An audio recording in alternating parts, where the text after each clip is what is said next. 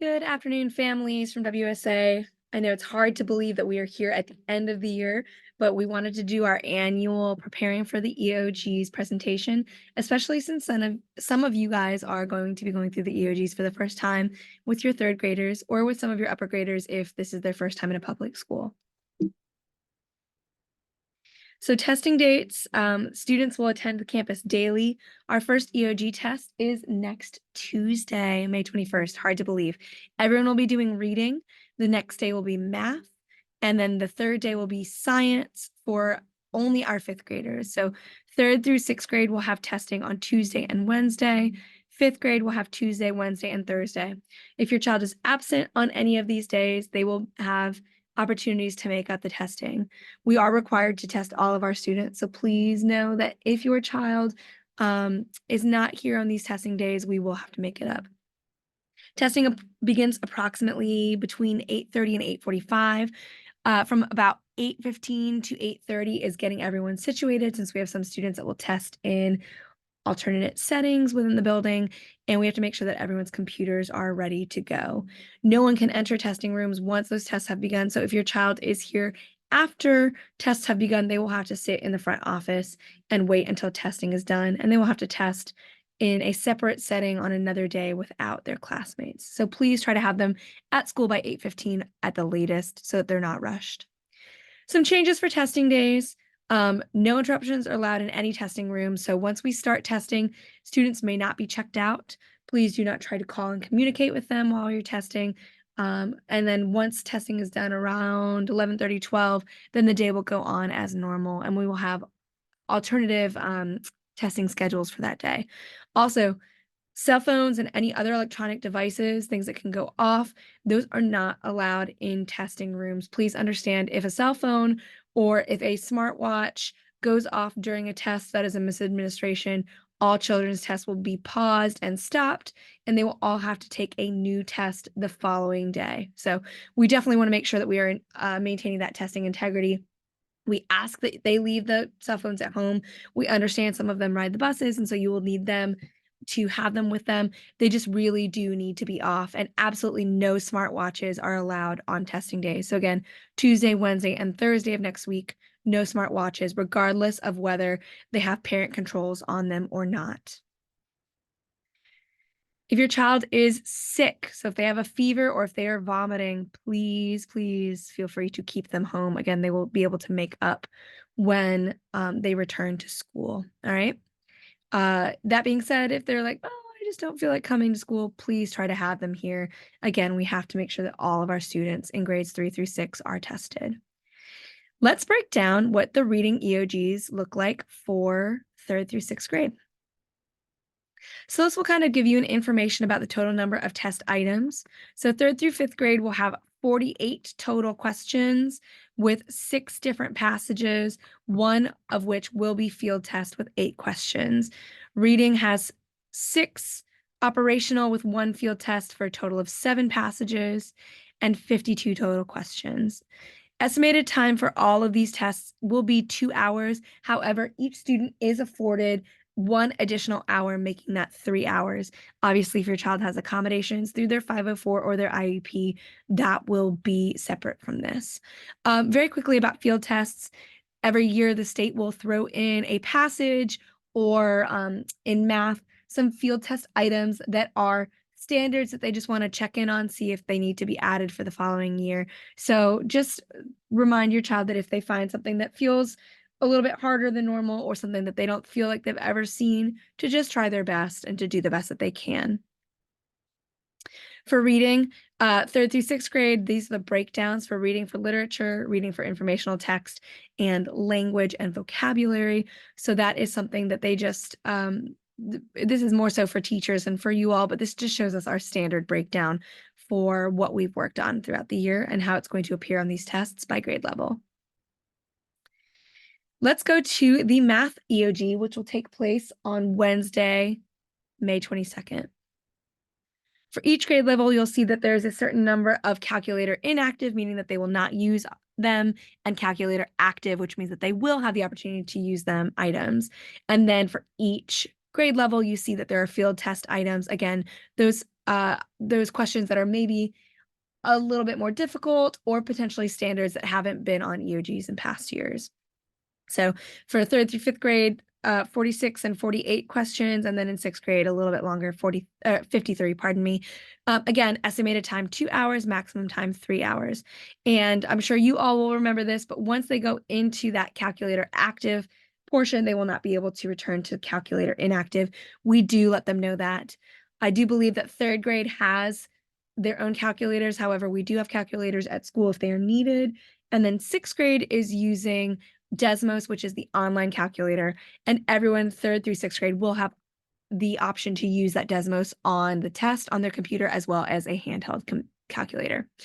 Here are the distributions for the 8th grade, the EOG mathematics through 5th grade.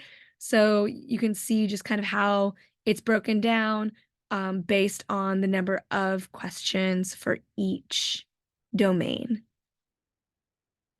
And then for 6th grade, once again, just breakdown of those standards and what they can expect to see on the EOG.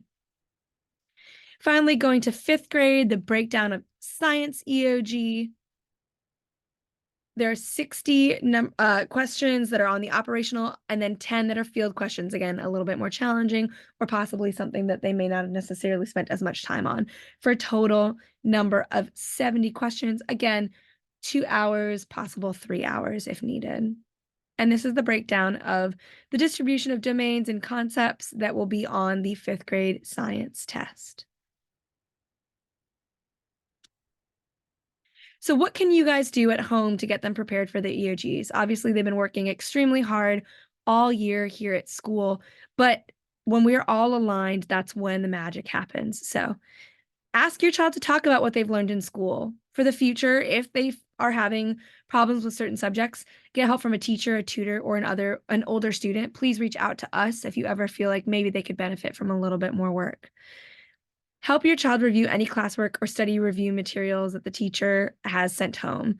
This can include test prep books, practice passages, any notes, vocabulary that are specific to mathematics, to vocabulary, language skills, science, or any daily informal practice. So for example, doing math while driving in the car, or if you guys are listening to a book on tape, asking them follow-up questions. And then remind them that they have already done the hard work.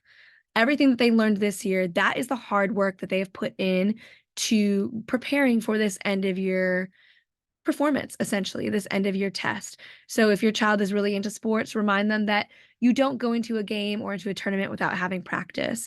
If they're really into performances, remind them that they don't go into a dance recital or into a musical performance without having had rehearsals and practice. They've already done the hard work. All they have to do now is have confidence and try their hardest. They've got this and they are ready. Start the testing day in a calm way. So try to keep it as calm as possible.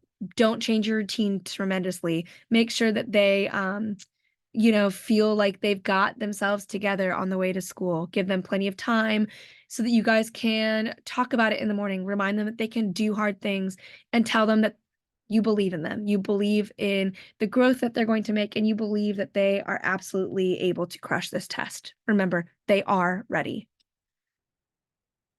The night before the test, have them go to bed on time to allow for plenty of sleep.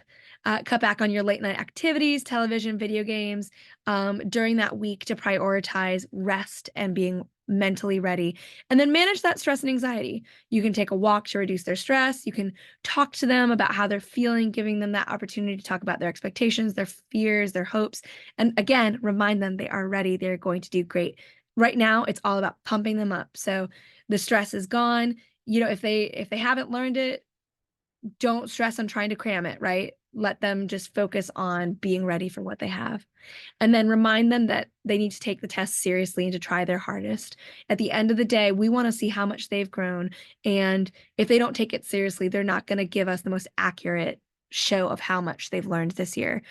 It's important that they read their questions carefully. They review each potential answer prior to making their selection.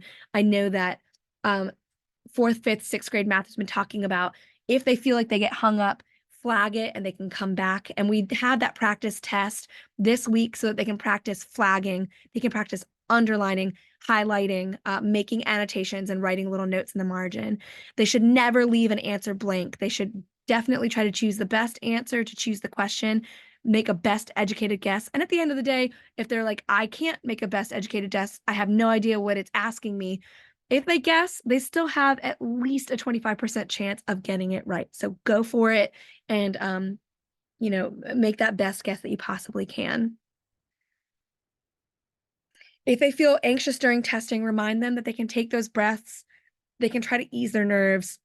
We do breathing exercises at school. They can trace their fingers. They can do other breathing exercises, stretching under their desk while they're testing. But then also during their stretch breaks, actually stretching, moving can kind of reinvigorate those little brains. Moving their legs can get that blood flowing, and it's going to help them physically and mentally.